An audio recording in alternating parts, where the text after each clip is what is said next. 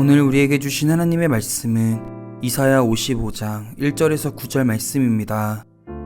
오호라 너희 모든 목마른 자들아 물로 나아오라. 돈 없는 자도 오라. 너희는 와서 사 먹되 돈 없이 값 없이 와서 포도주와 젖을 사라.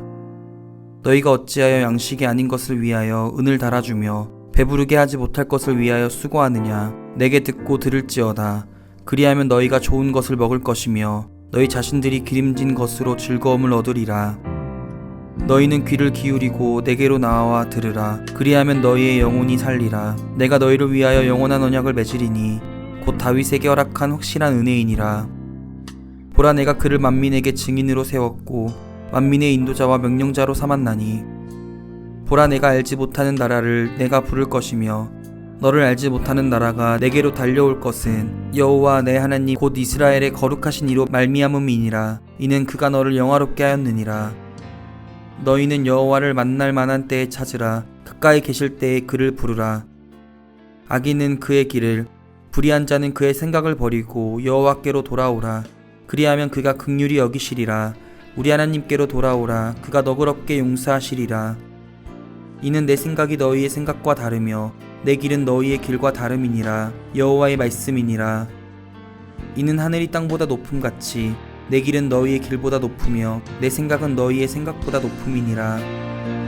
오늘 이 말씀에 많은 은혜 받으시기 바랍니다. 이사야 55장은 하나님께서 일종의 저희들을 향해서 초청하시는 말씀이기도 하고, 하나님의 사람들이 하나님께로 나아갈 때 우리가 하나님의 어떤 하나님의 특징이 또 하나님의 특성이 우리 가운데 함께하는지를 돌아보는 귀한 시간이 될 것입니다. 하나님께서는 어떤 사람을 더 좋아하실까 하는 질문들을 저희가 신앙생활을 하면서 해볼 필요가 있습니다. 바울의 특징적인 사역, 바울이 로마 제국 가운데 교회 공동체를 세우고 그 교회 공동체를 통해서 그 시대를 변화시키고 또 나아가 로마 제국의 미래까지 변화시키는 초기에 기독교 세계를 세울 수 있었던 것은 마음 가운데 미래에 대한 혹은 내가 하는 일에 대한 기대치가 있었기 때문이고, 또 내가 하는 일이 세상을 변화시키리라는 소망이 그에게 있었기 때문입니다. 이것은 저희 그리스도교 신앙이 가지고 있는 가장 큰 특징 중에 하나라고 볼 수 있습니다.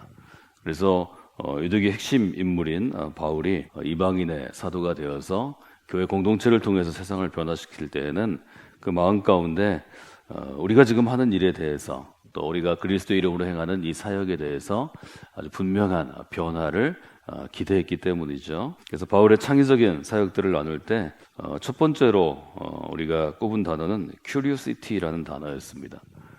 인간이 가지고 있는 무엇인가를 알고 싶은 그러한 질문을 품고 사는 것. 예수님께서도 복음서에 보면 요한복음을 중심으로 나눴던 말씀들을 여러분들 기억해 보시면 다가오는 사람에게 대부분 질문하십니다. 당신은 지금 여기 왜 와 있습니까? 당신은 왜 병 낫기를 원하십니까? 당신에게 있어 예배는 무엇입니까?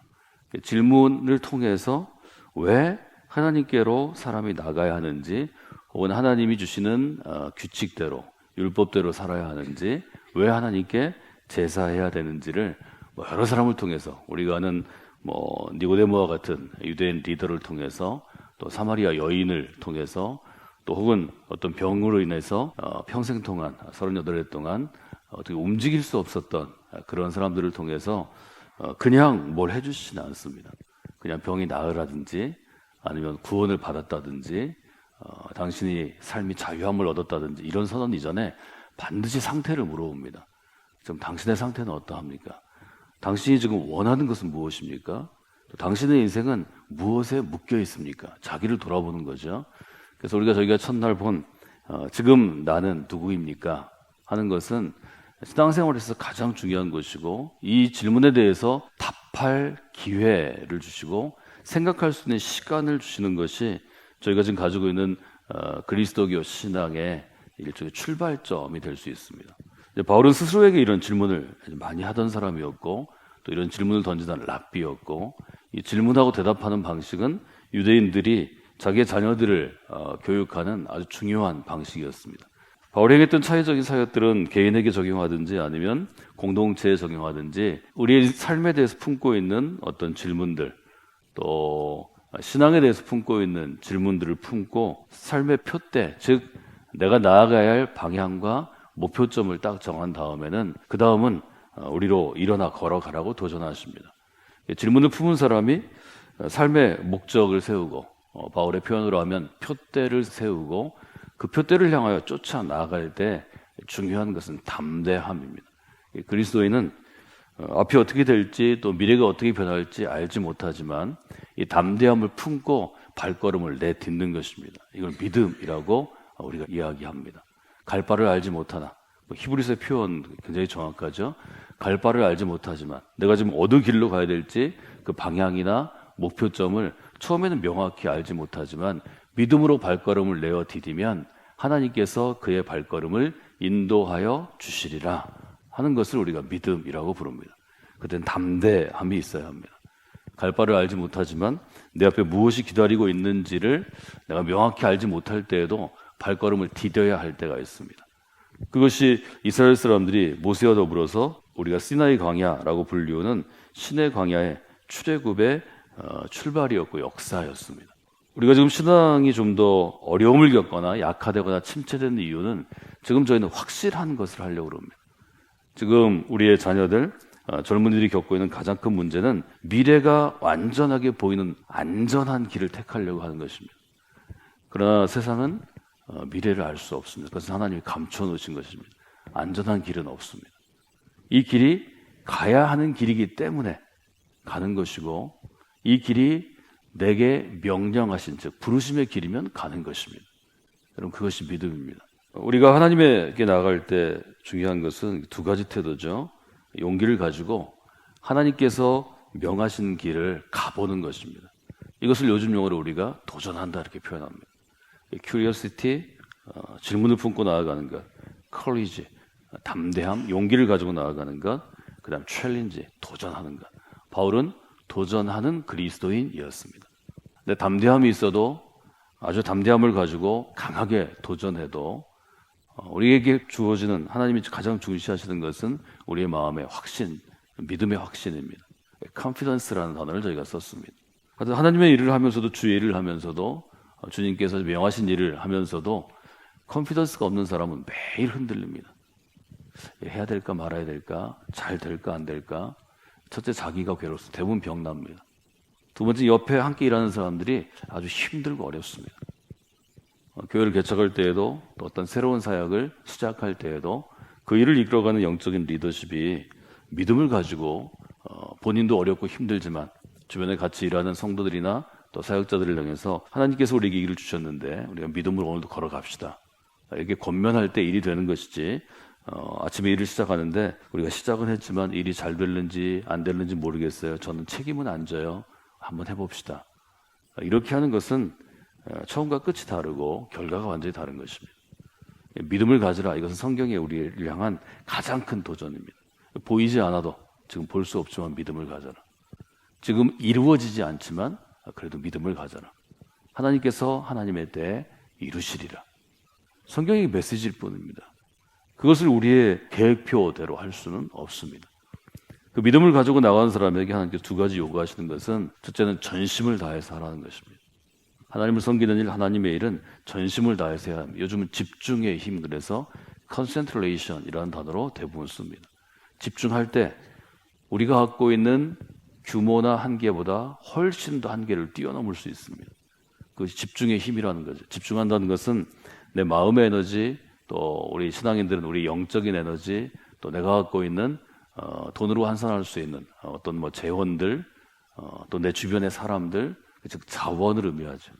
자원을 정말 꼭 지금 해야 될 일에 집중할 때 힘이 배가 되는 거죠. 하나님의 일을 할 때는 두 가지. 전심에서 일하려고 우리가 최선을 다해서 한계를 계속 돌파하는 그리스도인이 되어야 하고, 또한 컨티뉴에이션입니다. 끝까지 계속해서 쉬지 않고 하는 것입니다.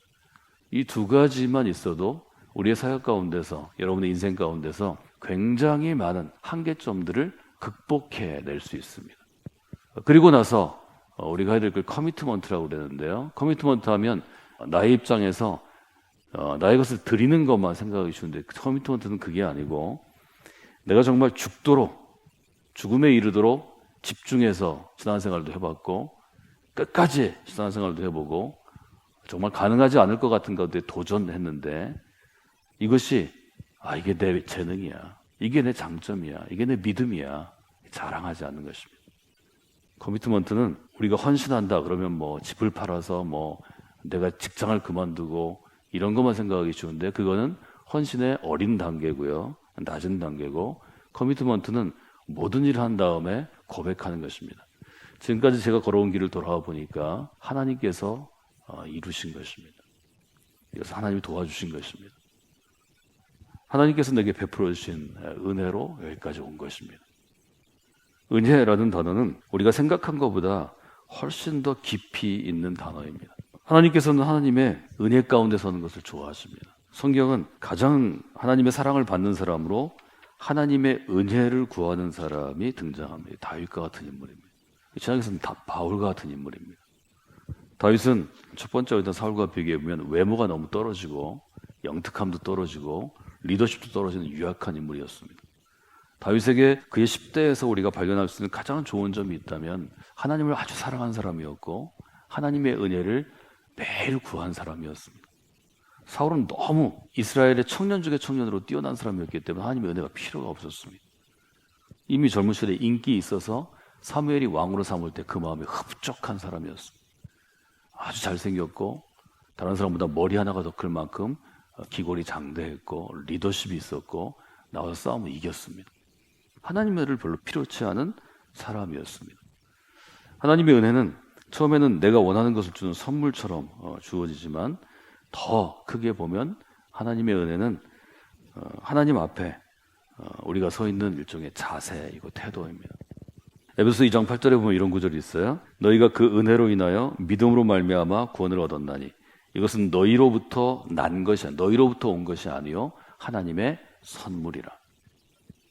은혜는 곧 하나님의 선물인데 이 선물의 의미를 어떻게 이해하느냐가 우리가 이해하는 은혜의 차원을 다르게 할 수 있습니다.